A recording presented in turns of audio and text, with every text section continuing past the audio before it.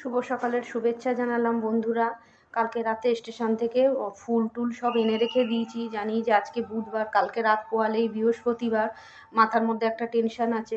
সব আশিবাসি কাজ ছেড়ে নিয়ে তারপরে তোমার স্নান করে এবার পুজো দিতে বসেছি। তারপরে রান্না করতে যাব। জানো তো বন্ধুরা, পুজোটা বড়। বন্ধুরা, আশিবাসি কাজ ছেড়ে নিয়ে সকালবেলায় স্নান করে পুজো দিয়ে দিয়েছি। এখন প্রায় কিন্তু 7:30 মতো বাজে। আমার পুজোটা দেওয়া কমপ্লিট হয়ে গেছে। তা কালকে রাত্রিরে স্টেশন থেকে আমি ফুল এনে রেখে দিয়েছিলাম। তা ভগবান যেদিন যেভাবে চালায় আমাদের কিন্তু সেদিন সেইভাবেই চলতে হয়। আজকে ওনার ইচ্ছা হয়েছে আজকে সকাল সকাল উনি পুজো নেবে আমার হাতের থেকে। ওই জন্য আজকে সকাল সকাল পুজো দিতে আমি পেরেছি। আমি কিন্তু অন্যদিন পুজো দিতে পারি না। সকালবেলা আমার ঘুম থেকে উঠেই কিন্তু আগে রান্না করতে যেতে হয়।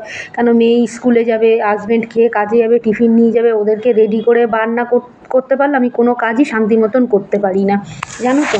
আর একটা কথা বন্ধুরা, আমি তো গান পারি না, তা আমি একটা গান করছি, তোমরা একটু যদি শোনো।